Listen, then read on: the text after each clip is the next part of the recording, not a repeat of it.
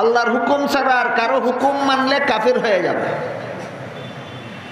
আল্লাহ যে বললেন রাসূলের হুকুম মানো, তখন কি হলো? আল্লাহ যে বললেন উলুল আমরদের হুকুম মানো, ঐক্যবদ্ধ মুস্তাহিদদের হুকুম মানো, আল্লাহ কি কুফরি করার হুকুম দিলেন এখানে? তাহলে যারা বলে আল্লাহর হুকুম ছাড়া আর কারো হুকুম মানলে কাফের হয়ে যাবে, আল্লাহ ছাড়া আর কারো হুকুম মানা কুফরি, এরা কি সত্যই শিক্ষিত না মূর্খ? এরা মধ্যপন্থী না চরমপন্থী? এরা হকপন্থী না বাতিল? বাতিল। বাংলাদেশের কোনো নাগরিক যদি বলে যে আমি শুধু প্রেসিডেন্টের কথা মানি আর প্রধানমন্ত্রীর কথা মানি, কোনো ডিসির কথা ওসির কথা মানি না, বলুন তো ডিসি আর ওসি কি নিজের ইচ্ছা মতো কথা বলে না প্রধানমন্ত্রী আর প্রেসিডেন্টের নির্দেশ মতেই বলে? তাহলে তুমি ডিসির কথা মানো না, মানে তুমি প্রধানমন্ত্রীও মানো না, প্রেসিডেন্টও মানো না। ঠিক এইরকম ব্যাপারটা। যারা বলে কোরআন মানি হাদিস মানি আর কিছু মানি না, কোরআন আর হাদিসে বলা হয়েছে মুস্তাহিদগণের হুকুম মানো, আল্লাহই বলেছেন, আল্লাহ রাসূলই বলেছেন। এখন যদি তুমি বলো কোরআন মানি হাদিস মানি আর কিছু মানি না, তাহলে তো তুমি কোরআনও মানলে না, হাদিসও মানলে না। হানাফি মাযহাবে ইবনে আব্বাস আর ইবনে মাসউদের মাযহাবকে এমন ভাবে সমন্বয় করা হয়েছে যে হানাফি মাযহাব মানলে ইবনে আব্বাসের মাযহাবও মানা হয়, ইবনে মাসউদের মাযহাবও মানা হয়। কিভাবে দেখুন, যে চার মাযহাব মানে না তার জন্য রাসূলের হাদিস মানার উপায় নাই, যে হাদিস মানে না তার জন্য কোরআন মানার উপায় নাই, যে কোরআন মানে না তার জন্য ফাতিহা মানার উপায় নাই, যে ফাতিহা মানে না তার জন্য বিসমিল্লাহ মানার পথ নাই। বিসমিল্লাহ মানতে হলে ফাতিহা মানতে হবে, ফাতিহা মানতে হলে 30 পারা কোরআন মানতে হবে, 30 পারা কোরআন মানতে হলে রাসূলের লক্ষ লক্ষ হাদিস মানতে হবে, আর রাসূলের হাদিস মানতে হলে 4 ইমামের 4 মাযহাব মানতে হবে। দুইজনে ইজতিহাদ করে সমাধান দুই রকম বের করেছেন। ইবনে আব্বাস ইজতিহাদ করে সমাধান বের করেছেন, নবী মেরাজের রাত্রে যেভাবে চাক্ষুষভাবে জান্নাত দেখেছেন, যেভাবে চাক্ষুষভাবে জাহান্নাম দেখেছেন, সেইভাবে চাক্ষুষভাবেই আল্লাহকেও দেখেছেন।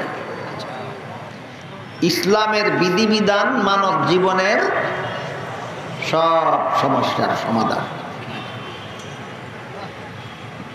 তবে ইসলামের এই সমস্ত বিধিবিধান পাওয়া যাবে কোথায়?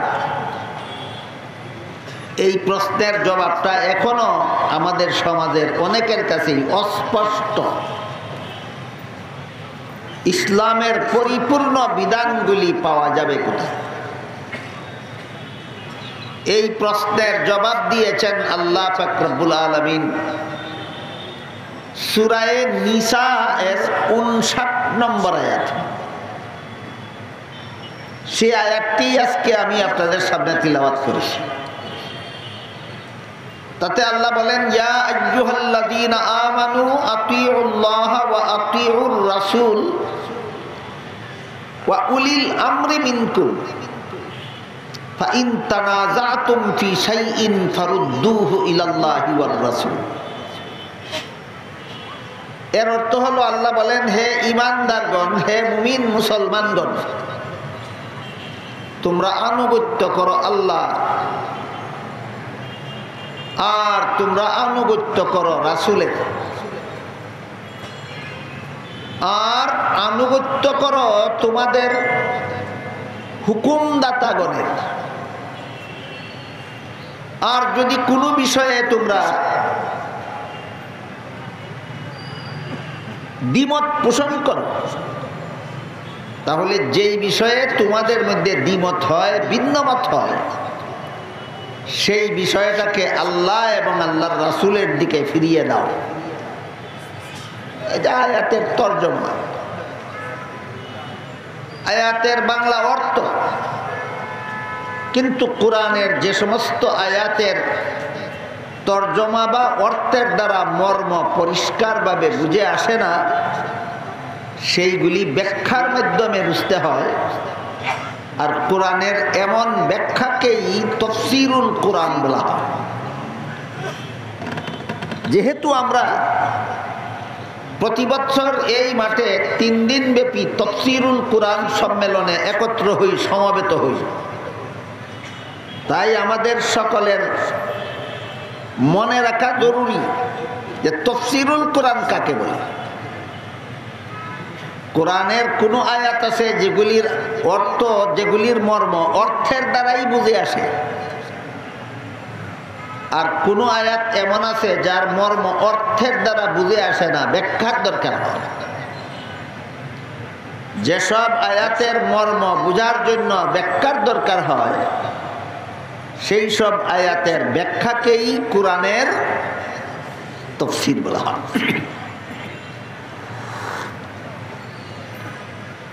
এইরকম একটি আয়াত সূরা নিসার 59 নম্বর আয়াত। এখানে যে আল্লাহ বলেছেন, হে মুমিন মুসলমানেরা তোমরা আনুগত্য করো আল্লাহর, এখানে আল্লাহর আনুগত্য বলতে আল্লাহ কি বুঝালেন ব্যাখ্যা ছাড়া বুঝে আসবে। আনুগত্য করো রাসূলের, এখানে রাসূলের আনুগত্য বলতে আল্লাহ কি বুঝালেন ব্যাখ্যা ছাড়া বুঝে আসবে না। আনুগত্য করো তোমাদের হুকুমদাতাগণের, আল্লাহর পরে আল্লাহর রাসূলের পরে আবার হুকুমদাতাগণ কারা, এই প্রশ্নের জবাব ব্যাখ্যা ছাড়া বুঝে আসবে না। আল্লাহ এবং আল্লাহর রাসূলের পরে আবার অন্য একদল হুকুমদাতাগণের হুকুম আমরা মানতে যাব কেন,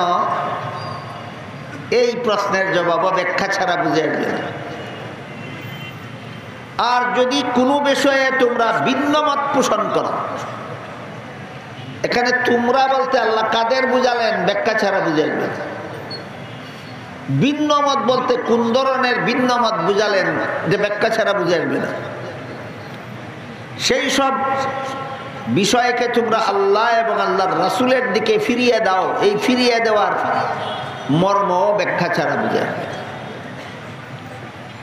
কাজেই সূরা নিসার 59 নম্বর যে আয়াত আমি আপনাদের সামনে তুলে তিলাওয়াত করেছি, এই আয়াতটি অর্থের দ্বারাই মর্ম বোঝা যাবে না ব্যাখ্যা সাপেক্ষে? ব্যাখ্যা সাপেক্ষে। এই আয়াতের যত ব্যাখ্যা, যত তাফসীরের কিতাবে আমি দেখার সুযোগ লাভ করেছি,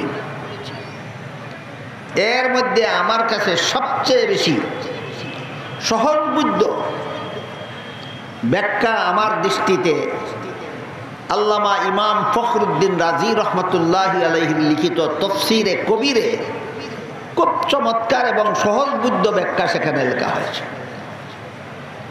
আমি ইমাম রাজির লিখিত সেই বিস্তারিত ব্যাখ্যার সারমর্মটা আপনাদের সামনে তুলে ধরছি। আল্লাহ যে প্রথমেই বলেছেন, আয়াতের শুরুতেই বলেছেন, ইয়া আইয়ুহাল্লাযীনা আমানু আতিউল্লাহ। আতিউল্লাহের অর্থ হলো আল্লাহর আনুগত্য করো। ব্যাখ্যা হলো ওই যে ইসলামের বিধিবিধান মানব জীবনের সব সমস্যার সমাধান। বিধিবিধানগুলি পাওয়া যাবে কোথায়? আল্লাহ এই আয়াতে বলে দিয়েছেন পাওয়া যাবে কোথায়। তাই ইমাম রাজি আয়াতের ব্যাখ্যায় লেখেন, আল্লাহ যে বলেছেন তোমরা আনুগত্য করো আল্লাহর, এর ব্যাখ্যা হলো ইসলামের যেসব বিধিবিধান কোরআনে পাও সেগুলি কোরআন থেকে গ্রহণ করো। এটাকেই আয়াতে আল্লাহর আনুগত্য বলা হয়েছে। তাহলে ইসলামের বিধিবিধান পাওয়ার প্রথম ঠিকানা হলো আল্লাহর কোরআন। এরপরে যে আল্লাহ বলেছেন ওয়া আতিউর রাসূল, তোমরা রাসূলের আনুগত্য করো। এখানে রাসূলের আনুগত্য করার ব্যাখ্যা হলো ইসলামের যেসব বিধান আল্লাহর কোরআনে না পাও সেগুলি যদি রাসূলের হাদিসে পাও তাহলে রাসূলের হাদিস থেকেই গ্রহণ করো। এটাকেই আল্লাহ এখানে রাসূলের আনুগত্য বলে আখ্যায়িত করেছে। তাহলে ইসলামের যাবতীয় বিধিবিধান একই ঠিকানায় পাওয়া যাবে না ভিন্ন ভিন্ন ঠিকানায়? ইসলামের বিধান পাওয়ার প্রথম ঠিকানা হলো আল্লাহর কোরআন, দ্বিতীয় ঠিকানা হলো রাসূলের হাদিস। আবার কোন কোন বিষয় এমন আছে যেগুলির সমাধান আল্লাহর কোরআনেও খুঁজে পাবে না, রাসূলের হাদিসেও খুঁজে পাবে না। যেমন বর্তমান দুনিয়ার প্রায় সমস্ত দেশে মাইক যুগে আজান দেওয়া হয়, মাইকে একামত দেওয়া হয়, জমাত বড় হলে নামাজও মাইকে পড়ানো হয়। মাইকে আজান দেওয়া জায়েজ না না জায়েজ, মাইকে একামত দেওয়া জায়েজ না না জায়েজ, মাইকে নামাজ পড়া জায়েজ না না জায়েজ, এইসব প্রশ্নের জবাব কোরআনেও খুঁজে পাবেন না, রাসূলের হাদিসেও খুঁজে পাবেন না। না আছে কোরআনের কোনো আয়াতে, না আছে রাসূলের কোনো হাদিসে। আবার বলুন তো, ইসলামের বিধিবিধান মানব জীবনে, ইসলামের বিধিবিধান পরিপূর্ণতার সংক্ষিপ্ত ব্যাখ্যাটা কি ছিল? মানব জীবনের সব সমস্যার সমাধান। মাইকে আজান দেওয়া যাবে কিনা এটা তো একটা সমস্যা, সমাধান কোথায়? মাইকে একামত দেওয়া যাবে কিনা সেটাও তো একটা প্রশ্ন, একটা সমস্যা, সমাধানটা কোথায়? কোরআনে তো নাই, হাদিসে তো নাই। মাইকে নামাজ পড়া যাবে কিনা এই প্রশ্নটা তো একটু সমস্যা, সমাধান তো কোরআনেও নাই, হাদিসেও নাই। তাইলে ইসলামের যাবতীয় বিধিবিধান, ইসলামের বিধিবিধান মানব জীবনের সব সমস্যার সমাধান হলো কিভাবে? তাই আল্লাহ পাক রব্বুল আলামিন বলেন, কোনো সমস্যা যদি এমন দেখা দেয় যে সমস্যার সরাসরি সমাধান কোরআনেও খুঁজে না পাও, রাসূলের হাদিসেও খুঁজে না পাও, তাহলে এমন সমস্যার সমাধান কোরআন হাদিসের আলোকে গবেষণা করে বের করার জন্য আল্লাহর পক্ষ থেকে একদল মানুষের হাতে দায়িত্ব দেওয়া হয়েছে। তোমরা গবেষণা করে সমাধান বের করো। এই দায়িত্বটা দেওয়া হয়েছে সূরা নিসার ৮৩ নম্বর আয়াত। যাদের হাতে দায়িত্ব দেওয়া হয়েছে তাদেরকে পরিভাষাগতভাবে মুজতাহিদ বলা হয়। তাদের উপাধি হইল তারা মুজতাহিদ। তাদের গবেষণার নাম ইজতিহাদ। তারা মন গড়া গবেষণা করলে হবে না, একটা নীতিমালার অধীনে গবেষণা করতে হবে। এই নীতিমালাটাকে পরিভাষাগতভাবে বলা হয় কিয়াস। এভাবে মুজতাহিদগণ গবেষণা করে কোরআন হাদিসের আলোকে যে সমাধান বের করবেন, এই বের করাকে বলা হয় ইস্তেমবাত। যারা সমাধান বের করবেন তাদের উপাধি মুজতাহিদ, তাদের গবেষণার নাম ইজতিহাদ। মন গড়া গবেষণা না একটা নীতিমালার অধীনে, নীতিমালাটার নাম কিয়াস। এভাবে সমাধান বের করার নাম ইস্তেমবাত। কোনো নব উদ্ভূত সমস্যার ব্যাপারে যার সরাসরি সমাধান কোরআন হাদিসে খুঁজে পাওয়া যায় না, এমন কোনো নব উদ্ভূত সমস্যার সমাধান যদি সমস্ত মুজতাহিদগণ ঐক্যবদ্ধভাবে বের করতে পারেন, সমস্ত মুজতাহিদ একই সমাধান বের করেন, এটাকে বলা হয় মুজতাহিদগণের ঐক্যবদ্ধ সমাধান। এমন ঐক্যবদ্ধতাকে হাদিস শরীফে আল্লাহর রাসূল উম্মতের ইজমা নামে আখ্যায়িত করেছেন। মুজতাহিদগণের ঐক্যবদ্ধ সমাধানকে রাসূলের ভাষায় কি বলা হয়েছে? উম্মতের ইজমা। এই যে সমস্ত মুজতাহিদগণ ঐক্যবদ্ধভাবে সমাধান বের করবেন তাদেরকে সূরা নিসার ৫৯ নম্বর আয়াতে উলুল আমর বলা হয়েছে। তোমাদের হুকুমদাতাগণ, মাইকে আজান দেওয়া যাবে কি না যাবে না এর কোনো হুকুম কোরআনে নাই। মাইকে একামত দেওয়া যাবে কি না যাবে না এর কোনো বিধান কোরআনে নাই। মাইকে নামাজ পড়া যাবে কি না যাবে না এর কোনো সমাধান কোরআনে হাদিসে নাই। এবার যদি তারা ওই যাদের হাতে সমাধান বের করার দায়িত্ব দেওয়া হয়েছে, তারা যদি ঐক্যবদ্ধভাবে সমাধান বের করেন তাহলে তারা বলবেন এই সমস্যার এই সমাধান তোমরা পালন করো। সুতরাং এই উলুল আমরদেরকেই এখানে আমাদের হুকুমদাতাগণ বলে আখ্যায়িত করা হয়েছে। অথচ আজকাল অনেক মূর্খ অথচ ভ্রান্তপন্থী মানুষ এমনও সমাজে পাওয়া যায় যারা বলে আল্লাহর হুকুম ছাড়া আর কারো হুকুম মানা কুফুর। আল্লাহর হুকুম ছাড়া আর কারো হুকুম মানা কুফুরি। আল্লাহর হুকুম ছাড়া আর কারো হুকুম মানলে কাফির হয়ে যাবে। আল্লাহ যে বললেন রাসূলের হুকুম মানো, তখন কি হলো? আল্লাহ যে বললেন উলুল আমরদের হুকুম মানো, ঐক্যবদ্ধ মুস্তাহিদদের হুকুম মানো, আল্লাহ কি কুফুরি করার হুকুম দিলেন এখানে? তাহলে যারা বলে আল্লাহর হুকুম ছাড়া আর কারো হুকুম মানলে কাফের হয়ে যাবে, আল্লাহ ছাড়া আর কারো হুকুম মানা কুফুরি, এরা কি সত্যই শিক্ষিত না মূর্খ? এরা মধ্যপন্থী না চরমপন্থী? এরা হকপন্থী না বাতিল? বাতিল। তোমার মতবাদ সূরা নিসার ৫৯ নম্বর আয়াতের পরিপন্থী মতবাদ, তুমি ভ্রান্ত মতবাদী।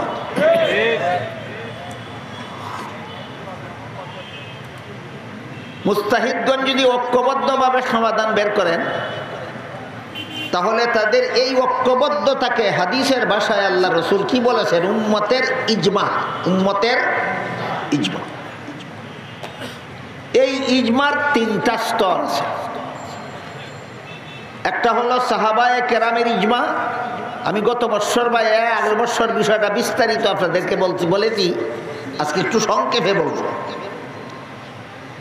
ইজমার 3টা স্তর আছে। একটা হলো সাহাবায়ে কেরামের ইজমা, একটা হলো মুস্তাহিদ ইমামগণের ইজমা, একটা হলো যুগ শ্রেষ্ঠ মুফতিগণের ইজমা। বুঝে থাকলে বলুন তো ইজমার স্তর কটা? প্রথম স্তরের নাম সাহাবাগণের ইজমা, দ্বিতীয় স্তরের নাম মযহাবের ইমামগণের ইজমা, তৃতীয় স্তরের নাম যুগ শ্রেষ্ঠ মুফতিগণের ইজমা। 3টা ইজমার 3টা উদাহরণ শুনুন। রাসূল করিম সাল্লাল্লাহু আলাইহি ওয়াসাল্লামের ইন্তেকালের পর রাসূলের প্রথম খলিফা কে হবেন? একটা প্রশ্ন। কুরআনের কোন আয়াতে এই প্রশ্নের জবাব নেই। রাসূলের কোন হাদিসেও সুস্পষ্টভাবে বলে যাননি যে আমার পরে আবু বকর হবে আমার প্রথম খলিফা। এমন কথা পরিষ্কার করে আল্লাহ রাসূল কোন হাদিসেও বলেননি। তাই রাসূলের ইন্তেকালের পর সাহাবায়ে কেরাম কুরআন হাদিসের আলোকে গবেষণা করে এই প্রশ্নের সমাধান বের করতে বসলেন। সমস্ত সাহাবায়ে কেরাম ঐক্যবদ্ধভাবে সহিহ বুখারী শরীফের বর্ণিত একটি হাদিসের আলোকে সমাধান বের করলেন। কি সমাধান বের করলেন? একমাত্র আবু বকর সিদ্দিক রাদিয়াল্লাহু আনহু রাসূলের প্রথম খলিফা হওয়ার যোগ্য। বলেন তো আবু বকরকে আপনারা রাসূলের প্রথম অযোগ্য খলিফা বিশ্বাস করেন না প্রথম যোগ্য খলিফা? কথাটা পাইলেন কোথায়? সাহাবাগণের ইজমায়। কথাটা পাইলেন কোথায়? সাহাবাগণের ইজমায়। কথাটা কোরআনে তো নাই, রাসূলের কোন হাদিসেও এরকম সুস্পষ্টভাবে উল্লেখ নেই। কাজে কেউ যদি বলে কোরআন মানি হাদিস মানি আর কিছু মানি না, এমন কথা বলে কিনা? এটা একটা মুখরোচক স্লোগান, কোরআন মানি হাদিস মানি আর কিছু মানি না।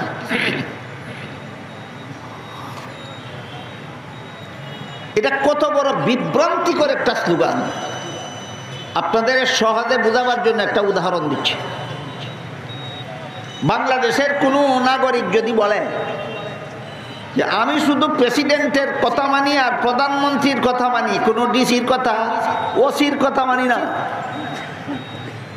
বলুন তো ডিসি আর ওসি কি নিজের ইচ্ছা মতো কথা বলে না প্রধানমন্ত্রী আর প্রেসিডেন্টের নির্দেশ মতেই বলে?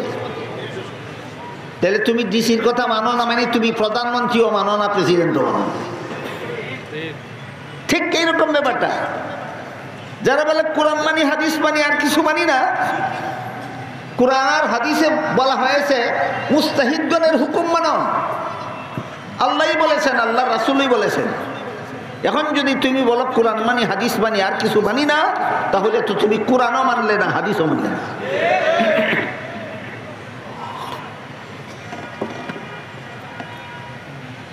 সাহাবাগণের ইজমার একটা বৈশিষ্ট্য আছে, সেটা হলো যেই ব্যাপারে সাহাবাগণ ঐক্যবদ্ধ সমাধান দান করেন, এই ব্যাপারে কোনো মুস্তাহিদ ইমামের দ্বিমত করার অধিকার থাকে না।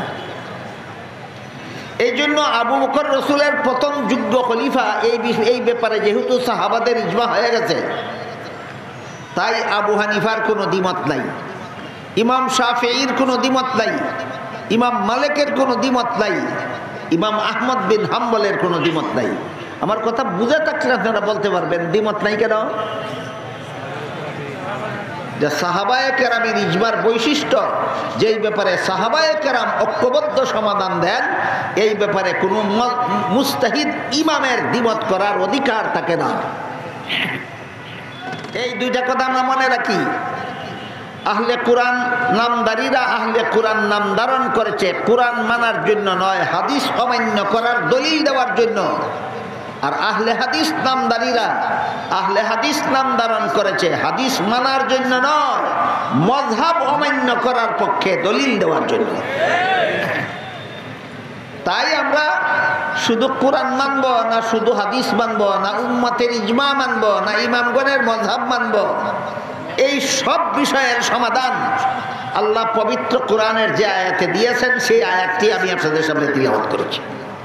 আল্লাহ বলেন, আতিউল্লাহ ওয়া আতিউর রাসূল ওয়া উলিল আমরি মিনকুম। তাফসীরে কবিরে লেখেন, আতিউল্লাহের ব্যাখ্যা হলো ইসলামের যে বিধান আল্লাহর কোরআনে আছে, সেই বিধান কোরআন থেকে গ্রহণ করো। আতিউর রাসূলের তাফসীর হলো ইসলামের যে বিধান রাসূলের হাদিসে আছে, সেই বিধান রাসূলের হাদিস থেকে গ্রহণ করো।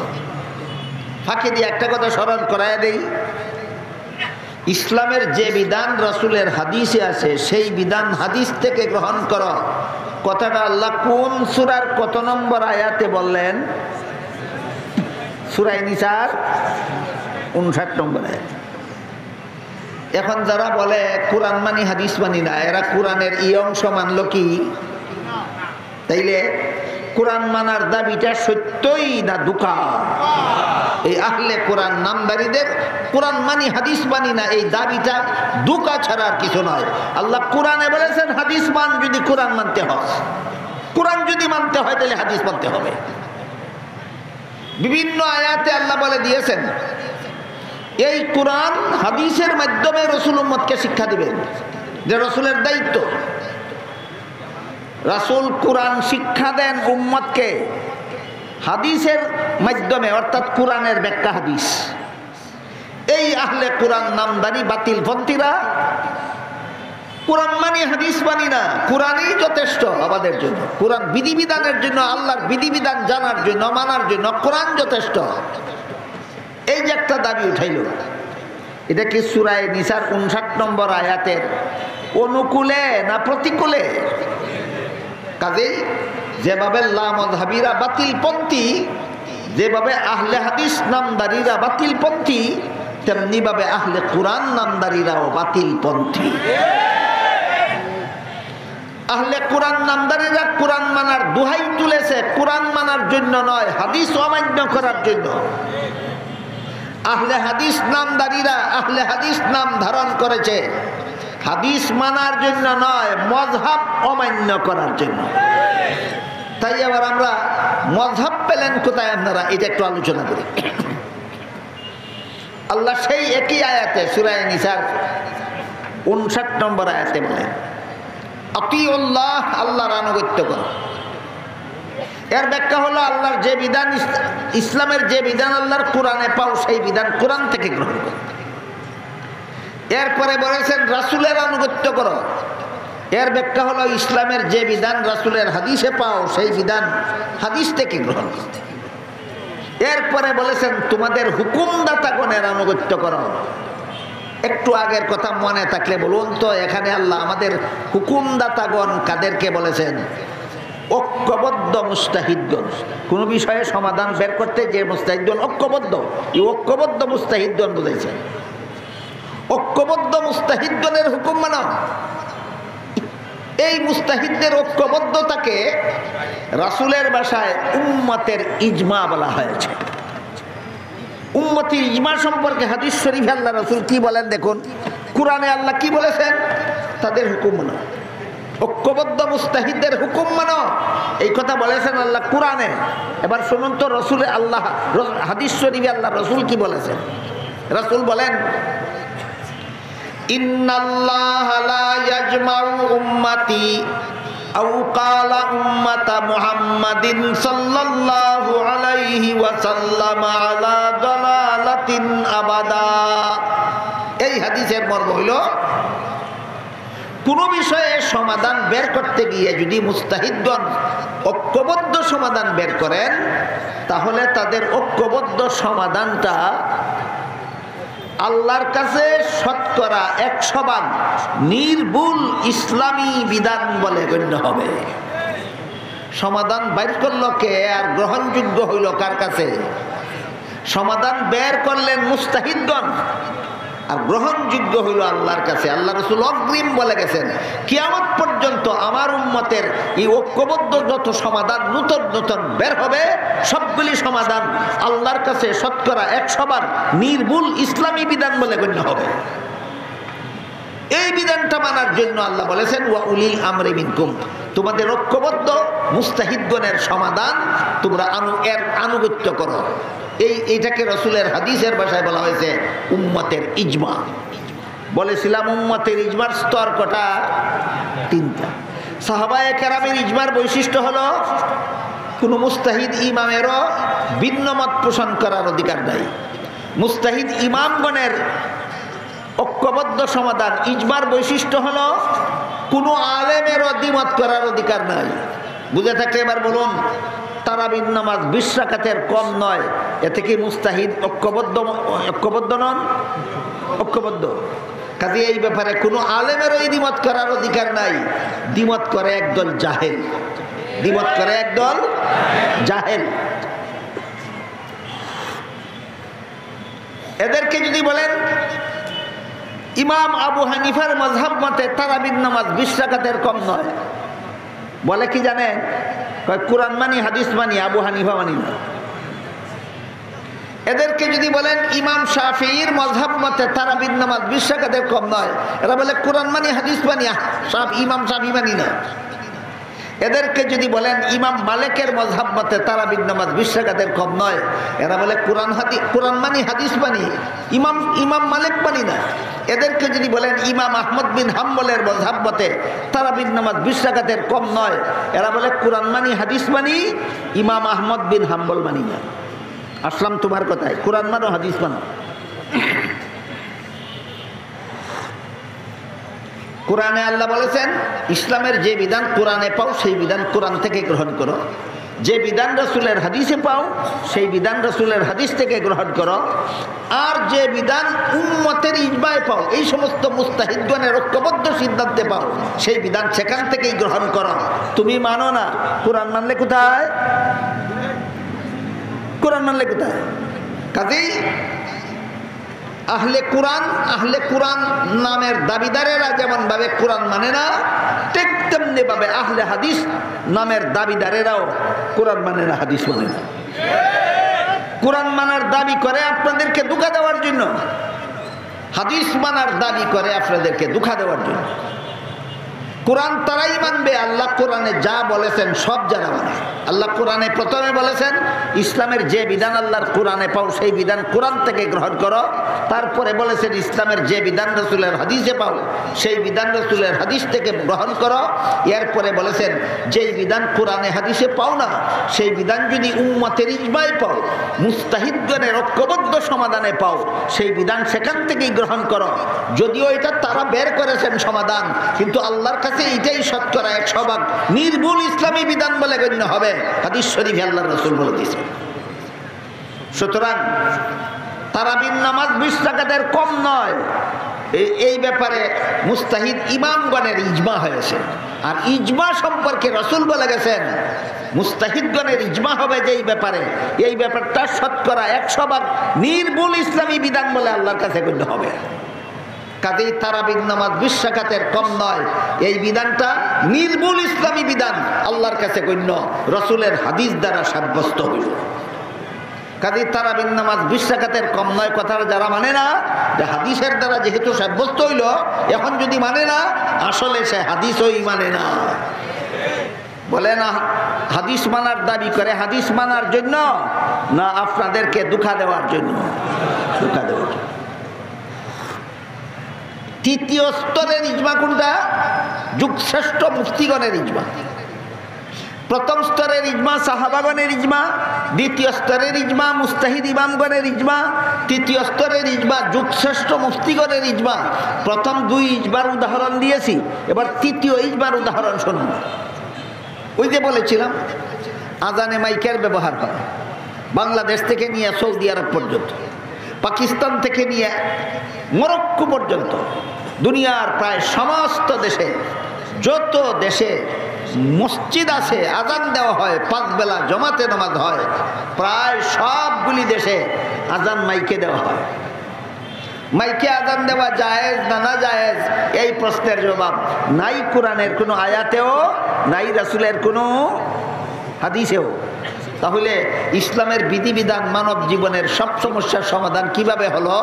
এই প্রশ্নের জবাবের দ্বারা পরিষ্কার হয়ে গেল ইসলামের সকল বিধান শুধু কোরআন হাদিসে নয়, কিছু বিধান আছে কোরআনে, কিছু বিধান আছে হাদিসে, আর কিছু বিধান আছে উম্মতের ইজমায়। বলুন ইসলামের যাবতীয় বিধিবিধান একই ঠিকানায় আছে না 4 ঠিকানায় আছে? এই 4টা ঠিকানাই আল্লাহ শনাক্ত করে দিয়েছেন সূরা নিসার 59 নম্বর আয়াতে। বলে দিয়েছেন ইসলামের কিছু বিধান পাবে আল্লাহর কোরআনে, সেইগুলি কোরআন থেকে গ্রহণ করো, আর কিছু বিধান পাবে রাসূলের হাদিসে, সেইগুলি রাসূলের হাদিস থেকে গ্রহণ করো, আর কিছু বিধান পাবে উম্মতের ইজমায়, সেগুলি উম্মতের ইজমাত থেকে গ্রহণ করো। 4 নম্বরটা একটু পরে বলতেছি। উম্মতের ইজমার তৃতীয় স্তর হলো যুগ শ্রেষ্ঠ মুফতিগণের ইজমা। বর্তমান দুনিয়াতে যত মসজিদে মাইকে আজান দেওয়া হয়, এই আজানগুলি মাইকে দেওয়া জায়েজ আছে বলে বর্তমান দুনিয়ার যুগ শ্রেষ্ঠ মুফতিগণ ঐক্যবদ্ধভাবে সিদ্ধান্ত দিয়েছেন। বলেন মাইকে আজান দেওয়া জায়েজ, এটা কি কারো মন গড়া কথা না উম্মতের ইজমার দ্বারা প্রমাণিত? কোন স্তরের ইজমা? যুগ শ্রেষ্ঠ মুফতিগণের ইজমা। যুগ শ্রেষ্ঠ মুফতিগণ ঐক্যবদ্ধ সিদ্ধান্ত দিয়েছেন প্রয়োজনে মাইকে আজান দেওয়া জায়েজ, প্রয়োজনে মাইকে একামত দেওয়া জায়েজ, প্রয়োজনে মাইকের নামাজ জমাত বড় হইলে মাইকে নামাজ পড়াও জায়েজ। গেল ইসলামের বিধান পাওয়ার তৃতীয় ঠিকানা। ইসলামের এই বিধানগুলি পাওয়ার প্রথম ঠিকানা কোরআন, আল্লাহর কোরআন, দ্বিতীয় ঠিকানা রাসূলের হাদিস, তৃতীয় ঠিকানা উম্মতের ইজমা। নামগুলি ভুলে যাবেন না। ইসলামের যাবতীয় বিধিবিধান 4 ঠিকানায় পাওয়া যায় বলে আল্লাহ সূরা নিসার 59 নম্বর আয়াতে বলে দিয়েছেন। প্রথম ঠিকানা আল্লাহর কোরআন, দ্বিতীয় ঠিকানা রাসূলের হাদিস, তৃতীয় ঠিকানা উম্মতের ইজমা। এবার শুনুন চতুর্থ ঠিকানা। আল্লাহ বলেন ফাইন তানাযাতুম ফি শাইইন, আর যদি তোমরা সমাধান বের করতে গিয়ে ঐক্যবদ্ধ নয়, ভিন্ন ভিন্ন মুস্তাহিদগণ যদি ভিন্ন ভিন্ন সমাধান বের করো। এবার বলুন মুস্তাহিদগণের ঐক্যবদ্ধ সমাধানের আলোচনা শুরু হলো না ভিন্ন ভিন্ন সমাধান? ভিন্ন ভিন্ন মুস্তাহিদ যদি ভিন্ন ভিন্ন সমাধান বের করে, তাহলে এক একজনের বের করা এক একটা সমাধানকেই পরিভাষাগতভাবে এক একটা মাযহাব বলা হয়। ভিন্ন ভিন্ন ঐক্যবদ্ধ সমাধানের নাম উম্মতের ইজমা, আর ভিন্ন ভিন্ন সমাধানের নাম মাযহাব। ভিন্ন ভিন্ন সমাধানের নাম মাযহাব। তাই আল্লাহ বলেন ফাইন তানাযাতুম ফি শাইইন ফারুদ্দুহু ইলাল্লাহি ওয়ার রাসূল। এখানে সম্বোধন করা হয়েছে মুস্তাহিদগণকে। তোমরা যদি সমাধান বের করতে গিয়ে ঐক্যবদ্ধ সমাধান বের করতে সক্ষম না হও, তোমরা যদি ভিন্ন ভিন্ন জনে ভিন্ন ভিন্ন মুস্তাহিদ যদি ভিন্ন ভিন্ন সমাধান বের করো, তাহলে তোমাদের সমাধান বের করার পদ্ধতিটা যদি আল্লাহ এবং আল্লাহ রসুল অর্থাৎ কোরআন এবং হাদিসের নীতিমালা অনুযায়ী হয়, কিয়াসের মাধ্যমে হয়, তাহলে প্রত্যেকের বের করা সমাধানটাই আল্লাহর কাছে গ্রহণযোগ্য। এই হইল 4 ঠিকানা। ইসলামের যাবতীয় বিধিবিধান 4 ঠিকানায় পাওয়া যাবে। কথাটা আল্লাহ বলে দিয়েছেন সূরা নিসার 59 নম্বর আয়াতে। প্রথম ঠিকানার নাম আল্লাহর কোরআন, দ্বিতীয় ঠিকানার নাম রাসূলের হাদিস, তৃতীয় ঠিকানার নাম উম্মতের ইজমা, চতুর্থ ঠিকানার নাম ইমামগণের মযহাব। চতুর্থ ঠিকানার নাম ইমামগণের মযহাব। সত্যিকারের আহলে সুন্নাত ওয়াল জামাত হইল তারা যারা 4 মযহাবকে হক মনে করে।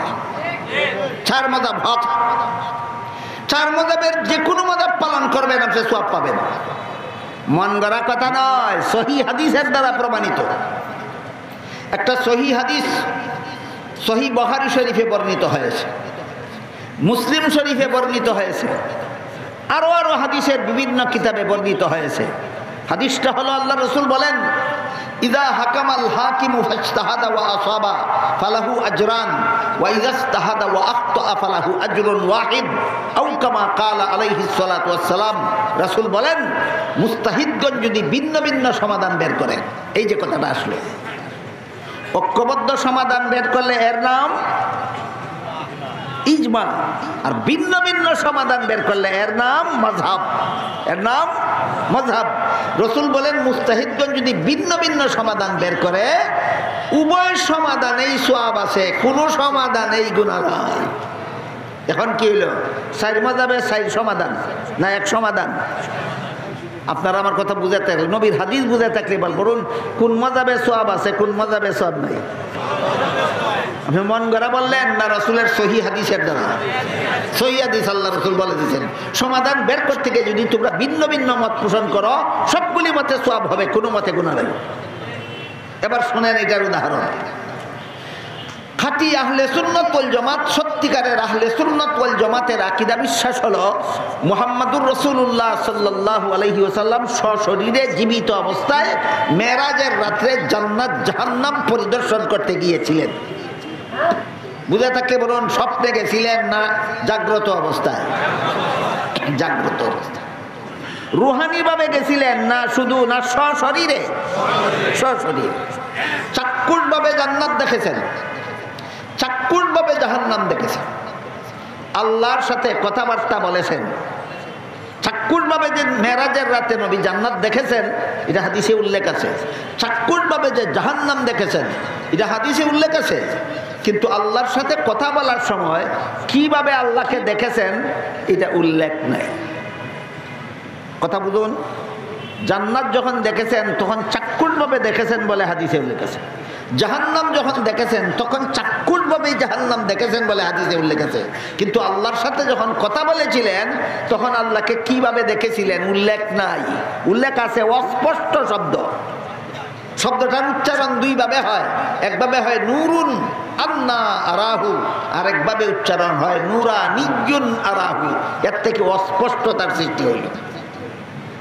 জান্নাত যে চাক্ষুষভাবে দেখেছেন এটা সুস্পষ্টভাবে হাদিসে উল্লেখ আছে।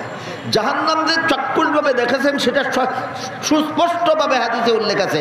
কিন্তু আল্লাহর সাথে যখন কথাবার্তা বলেছিলেন তখন আল্লাহকে কিভাবে দেখেছিলেন এই দেখার পদ্ধতিটা উল্লেখ নাই সুস্পষ্টভাবে। তাই এই ব্যাপারে এই অস্পষ্ট বিষয়ের সুস্পষ্ট সমাধান বের করার জন্য নবীর বিবি আয়েশাও ইজতিহাদ করেছেন, নবীর চাচাতো ভাই ইবনে আব্বাসও ইজতিহাদ করেছে। 2 জনে ইজতিহাদ করে সমাধান 2 রকম বের করেছেন। ইবনে আব্বাস ইজতিহাদ করে সমাধান বের করেছেন, নবী মেরাজের রাত্রে যেভাবে চাক্ষুষভাবে জান্নাত দেখেছেন, যেভাবে চাক্ষুষভাবে জাহান্নাম দেখেছেন, সেইভাবে চাক্ষুষভাবেই আল্লাহকেও দেখেছেন। এই সিদ্ধান্ত কে বের করলেন? ইবনে আব্বাস। এটা ইবনে আব্বাসের মাযহাব। দেখার মাযহাব ইবনে আব্বাসের।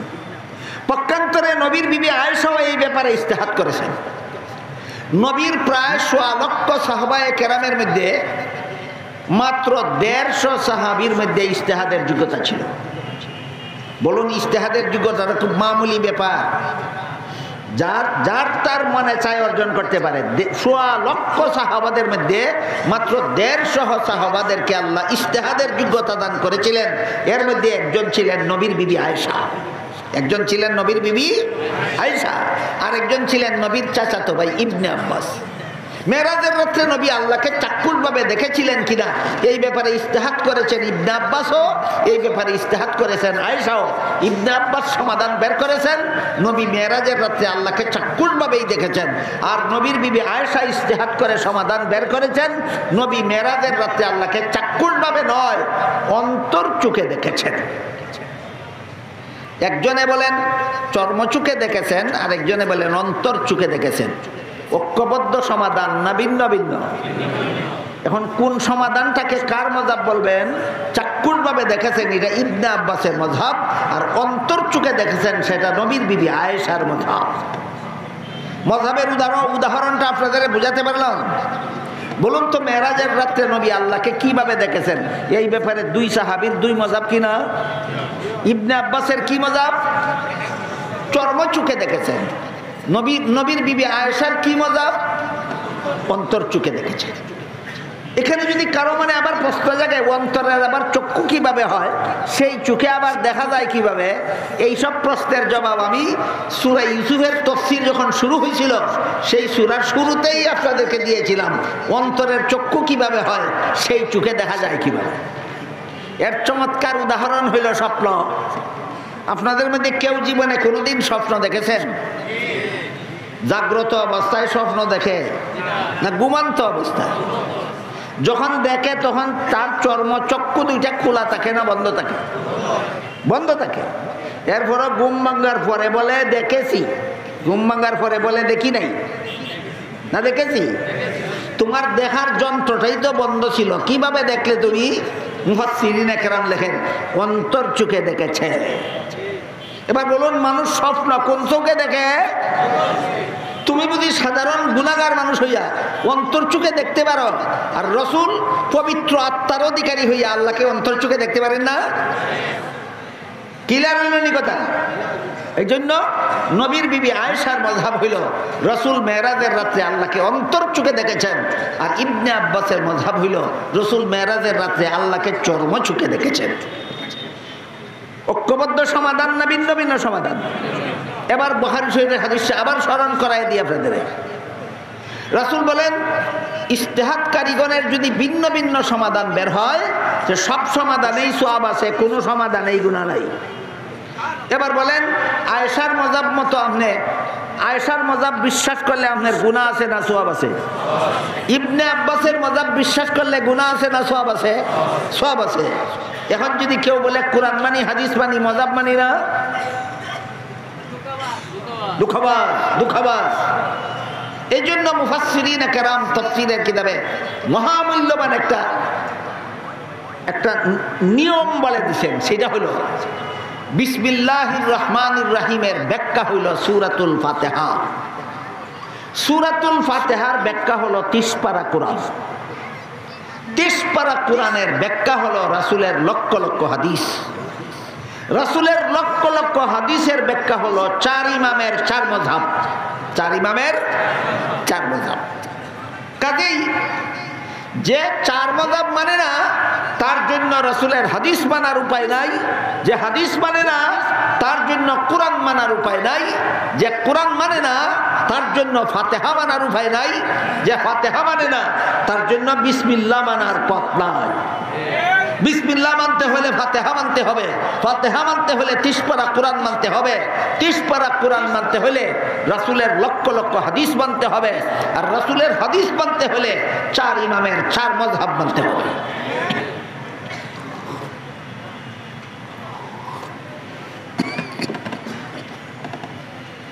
এবার আহলে কোরআনদের স্লোগানটা দেখুন। এরা বলে ইসলামের বিধিবিধানের জন্য কোরআন যথেষ্ট, হাদিস মানার বিষয় নয়, হাদিস মানার বিষয় নয়। আমার কথাগুলি বুঝে থাকলে বলুন তো সূরা নিসার 59 নম্বর আয়াতে আল্লাহ প্রথমে বলেছেন আল্লাহর হুকুম মানো। এর ব্যাখ্যা কি? ইসলামের যে বিধান আল্লাহর কোরআনে পাও সেই বিধান কোরআন থেকে গ্রহণ করো। এরপরে বলেছেন রাসূলের হুকুম মানো। এর ব্যাখ্যা হইল ইসলামের যে বিধান কোরআনে না পাও সেটা যদি রাসূলের হাদিসে পাও তাহলে রাসূলের হাদিস থেকে গ্রহণ করো। এই কথাটা আল্লাহ কোরআনে বলছেন কিনা? রাসূলের হাদিস থেকে ইসলামের বিধান গ্রহণ করো আল্লাহ বলছেন কিনা? তাহলে যদি হাদিস মানি না বলে কোরআন কি মানা হইল?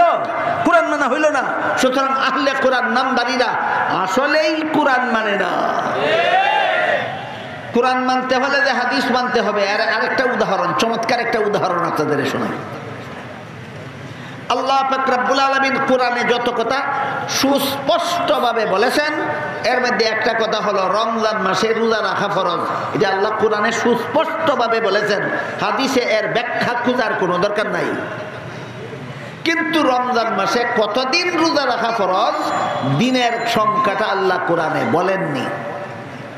রমজান মাসে কতদিন রোজা রাখা ফরজ দিনের সংখ্যা আল্লাহ কোরআনে বলেননি। তাই হাদিস শরীফে আল্লাহ রাসূল কোরআনে বড় আল্লাহ একটা শব্দ বলেছেন যেটার অর্থ অস্পষ্ট। কোরআনে আল্লাহ এমন একটা শব্দ বলেছেন যে শব্দের অর্থ অস্পষ্ট। শব্দটা কি? আল্লাহ বলেন ইয়া আইয়ুহাল্লাযীনা আমানু কুতিবা আলাইকুমুস সিয়ামু কামা কুতিবা আলাল্লাযীনা মিন কাবলিকুম লাআল্লাকুম তাত্তাকুন আইয়ামাম মাদুদাত। হে মুমিন মুসলমানেরা, রমজান মাসে যে রোজা রাখা তোমাদের জন্য ফরজ হয়েছে কয়েকদিনের রোজা। কয়েকদিন। আল্লাহ কি বলেছেন? দিনের কোনো সংখ্যা বলেছেন না কয়েকদিন বলছেন? বুঝে থাকলে বলুন তো কয়েকদিন বলতে কি সুনির্দিষ্ট কোনো সংখ্যা বোঝায়? তাহলে রোজার রমজানে কত রোজা রাখতে হবে এর সংখ্যা আল্লাহ কোরআনে সুস্পষ্ট বলেছেন না অস্পষ্ট? অস্পষ্ট।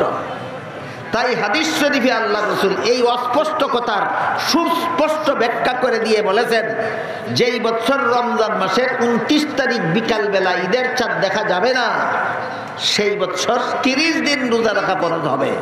আর যেই বছর রমজান মাসের 29 তারিখ বিকালবেলা ঈদের চাঁদ দেখা যাবে সেই বছর 29 দিন রোজা রাখা ফরজ হবে। আল্লাহ কোরআনে বলেছেন কয়েকদিন রোজা রাখা ফরজ। কয়েকদিনের ব্যাখ্যা আপনি কোথায় পেলেন? হাদিসে।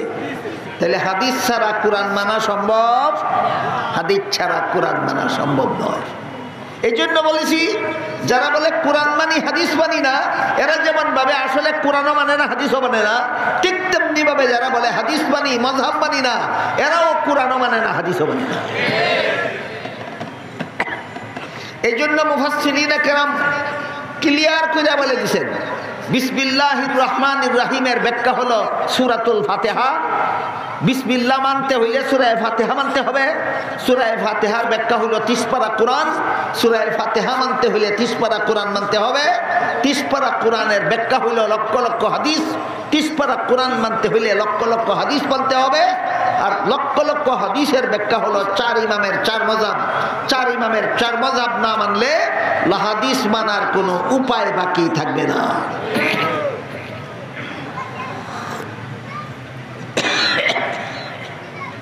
আর একটা দুইটা উদাহরণ দিয়ে শেষ করি। আল্লাহ পাক রব্বুল আলামিন পবিত্র কোরআনের এক আয়াতে বলেন হে মুসলমান মহিলারা, মুসলমান মহিলাদের উদ্দেশ্যে আল্লাহ বলেন ওয়ালা ইউবদিনা যিনাতাহুন্না। মুসলমান মহিলারা যেন তাদের শরীরের সৌন্দর্য ভিন্ন পুরুষের সামনে প্রকাশ না করে। এটার নামই পর্দা, নারীর পর্দা, এইটাকেই বলা হয়। আল্লাহ বলেছেন মহিলারা, মুসলমান মহিলারা যেন তাদের শরীরের সৌন্দর্য ভিন্ন পুরুষের সামনে প্রকাশ না করে। এটাকেই পরিভাষাগতভাবে কি বলে? পর্দা। বলেন তো আল্লাহ কোরআনে পর্দার হুকুম দিয়েছেন কিনা? পর্দার হুকুম দিয়েছেন। সাথে সাথে বলে দিয়েছেন ইল্লা মা যাহারা মিনহা। হে মুসলমান মহিলা, তোমার শরীরের সুন্দর ভিন্ন পুরুষের সামনে প্রকাশ করবে না, তবে যেই সুন্দর দেখে রাখা কঠিন এই সুন্দর প্রকাশ হয়ে গেলেও গুনাহ হবে না। দেখেন এখানে একটা কথার ফেস আছে।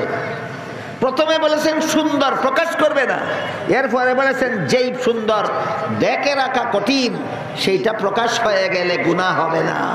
কিন্তু মহিলাদের কোন সুন্দর? দেখে রাখা কঠিন, এর কোনো বিবরণ কোরআনে নাই, এর কোনো বিবরণ কোরআনে নাই। তাই এর বিবরণ, সুস্পষ্ট বিবরণ বের করতে গিয়া আরো দুই সাহাবী ইজতিহাদ করে দুইটা সমাধান বের করছে। একজন সাহাবীর নাম ইবনে আব্বাস আর একজন সাহাবীর নাম ইবনে মাসউদ। নাম দুইটা মনে রাখবেন। মহিলাদের শরীরের কোন সুন্দরটা দেখে রাখা কঠিন, যেটা দেখে না রাখতে পারলে গুনাহ হবে না, এই সুন্দর যেহেতু সুস্পষ্টভাবে আল্লাহ কোরআনে বলেননি, তাই দুইজন সাহাবী ইজতিহাদ করে সমাধান বের করেছেন। ইবনে আব্বাস এক সমাধান বের করেছেন, ইবনে মাসউদ ভিন্ন সমাধান বের করেছেন। ইবনে আব্বাস সমাধান বের করেছেন, মহিলাদের চেহারা সব সময় দেখে রাখা কঠিন। কোনো সময় আছে যখন চেহারা দেখে রাখা সম্ভব নয়। যেমন আমি একটা উদাহরণ দিই। সফররত অবস্থায়, রাস্তায় চলন্ত অবস্থায় দূরপাল্লার যাত্রী একজন মহিলা রাস্তায় যদি নামাজের সময় হয়ে যায়, নামাজ কাজা করতে পারবে না রাস্তায় পরে নিতে হবে? রাস্তায় পরে নিবে উযু ছাড়া না উযু করতে হবে? উযু করবে মুখ ধোয়া ছাড়া না মুখ ধুইতে হবে? মুখ ধুইবে ঢেকে রেখে না খুলতে হবে? এই যে দেখেন, এমন পরিস্থিতি আছে যখন মুখ ঢেকে রাখা সম্ভব হয় না। ইবনে আব্বাস বলেন, এই চেহারাকে আল্লাহ বলেছেন সব সময় দেখে রাখা সম্ভব হয় না, অনেক সময় দেখে রাখা কঠিন হয়। তাই যখন দেখে রাখা কঠিন হয় তখন চেহারা খুললে গুনাহ হবে না, উযু করার সময় মহিলা মুখ খুললে গুনাহ হবে না। তেমনিভাবে আদালতে বাদী অথবা বিবাদী হয়ে বিচারকের সামনে গেলে, বিচারক যদি বলে তোমাকে চিনি না, আমি মুখটা দেখলে চিনব না, তাহলে বিচারকের সামনে মুখ খুলতে পারে। বলেন, এটা কি বিচারকের সামনেও কি দেখে রাখা সম্ভব না দেখে রাখা কঠিন? এই জন্য ইবনে আব্বাসের ইজতিহাদ মতো সমাধান বের করেছেন। ইবনে আব্বাসের মাযহাব হলো যে আল্লাহ যে বলেছেন যেই সুন্দর দেখে রাখা কঠিন, এই সুন্দরটা হলো চেহারার সুন্দর, থাকলে চেহারা খোলা যাবে। পক্ষান্তরে ইবনে মাসউদ রাদিয়াল্লাহু আনহু, ইবনে মাসউদ বলেন আল্লাহ যে বলেছেন মহিলাদের সুন্দর ভিন্ন পুরুষের সামনে প্রকাশ করবে না, এই সুন্দরটা হইল তার শরীরের পোশাকের সুন্দর, চেহারার সুন্দর নয়, চেহারা রাখতে হবে। ইবনে মাসউদের মাযহাব হইল চেহারা রাখতে হবে।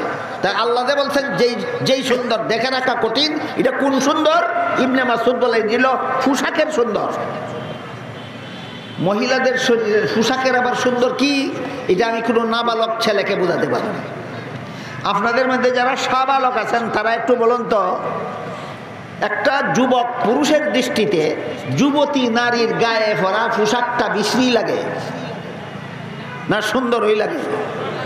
এই জন্য ইবনে মাসউদ বলেন আল্লাহ যে বলেছেন যে সুন্দর দেখে রাখা কঠিন, এই সুন্দর হইল পোশাকের সুন্দর। এই সুন্দর কোন সুন্দর? পোশাকের সুন্দর। এই পোশাক সুন্দরকে ডাকবে কি দিয়া? বুরকা দিয়া। পোশাক সুন্দরকে কি দিয়া ডাকবে? বুরকা দিয়া। এখন যদি কোনো যুবক পুরুষের দৃষ্টিতে মহিলার গায়ে পরা বুরকাটাও সুন্দরই লাগে, এইটা আর ডাকার উপায় নাই। সুতরাং ইবনে মাসউদের মাযহাব হইল বুরকা ডাকার উপায় নাই। বুরকার উপর দিয়ে যদি কোনো যুবক পুরুষে তার সৌন্দর্য উপভোগ করে, এই জন্য মহিলার গুনাহ হবে না, যে উপভোগ করে তার গুনাহ হবে। এবার দুই সাহাবীর দুইটা মাযহাব শুনুন। ইবনে আব্বাসের মাযহাব হইল যেই সুন্দর দেখে রাখা কঠিন, সেটা হইল চেহারার সুন্দর। ইবনে মাসউদের মাযহাব হইল যেই সুন্দর দেখে রাখা কঠিন, সেটা হইল বুরকার সুন্দর। এবার হানাফি মাযহাবের সমন্বয়টা শুনুন। অনেকে প্রশ্ন করে, বুঝলাম সাহাবাদের মধ্যে মুস্তাহিদ ছিলেন, বিভিন্ন সাহাবীর বিভিন্ন মাযহাব ছিল, কোন সাহাবীর নামে কোনো মাযহাব হইল না। আবু হানিফার নামে মাযহাব হইল কেন? শাফির নামে মাযহাব হইল কেন? তার কারণ হইল, আগেই বলেছি, সাহাবাদের মধ্যে 150 সাহাবা মুস্তাহিদ ছিলেন, তাদের 150 মাযহাব ছিল। 150 মাযহাব খুঁজে বের করা আপনাদের পক্ষে সহজ হইতো? 150 মাযহাবে যদি 4 মাযহাবে সমন্বয় সাধন করা হয় তাহলে সহজ হবে। 4 ইমামের 4 মাযহাব, 150 সাহাবার 150 মাযহাবকে 4 মাযহাবের সমন্বয় সাধন করে দিয়েছেন। এই সমন্বয় সাধনের উদাহরণটা দিয়ে শেষ করি। হানাফি মাযহাবে ইবনে আব্বাস আর ইবনে মাসউদের মাযহাবকে এমন ভাবে সমন্বয় করা হয়েছে যে হানাফি মাযহাব মানলে ইবনে আব্বাসের মাযহাবও মানা হয়, ইবনে মাসউদের মাযহাবও মানা হয়। কিভাবে দেখুন, হানাফি মাযহাবের সিদ্ধান্ত হলো যেই সমাজের পুরুষেরা এত বড় সভ্য, এত বড় ভদ্র, এরা কোনো মহিলা যদি পুকুরে গিয়া উযু করার জন্য মুখ খুলে এই সুযোগে মহিলাকে দেখে নেওয়ার চেষ্টা করে না। এইরকম সভ্য যদি সবগুলি পুরুষে হয়, এমন সমাজে ইবনে আব্বাসের মাযহাব মতো মাযহাব পালন করা যাবে। এই সমাজটা হইল আপনারা যে সমাজে বাস করেন সেই সমাজ।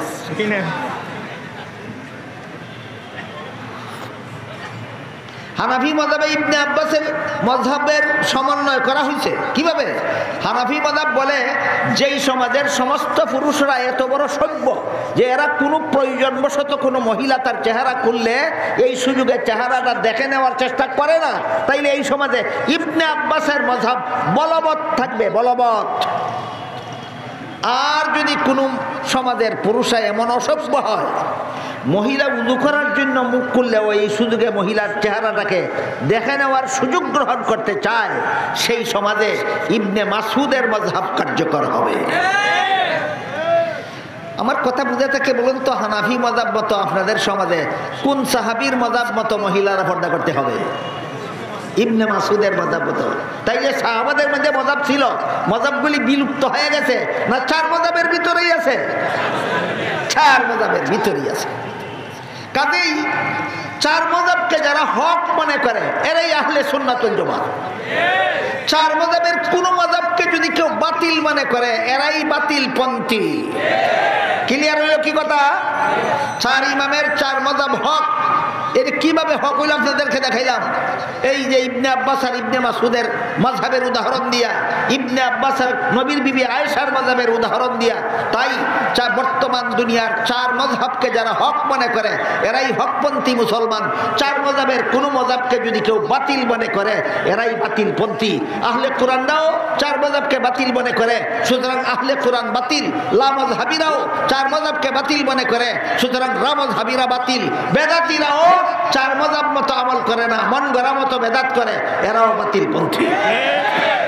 আল্লাহ আপনাদের আমাদের সবাইকে সমস্ত বাতিল থেকে ঈমান আমল হেফাজত করে চার মাযহাবের কোন মাযহাবের অনুসারী হয়ে হকপন্থী মুসলমান হিসেবে জীবনযাপন করার তৌফিক দান করুন। সবাই বলুন আমিন। সুবহান রাব্বিকা রাব্বিল ইজ্জাতি আম্মা ইয়াসিফুন ওয়া সালামুন আলাল মুরসালিন ওয়ালহামদুলিল্লাহি রাব্বিল আলামিন।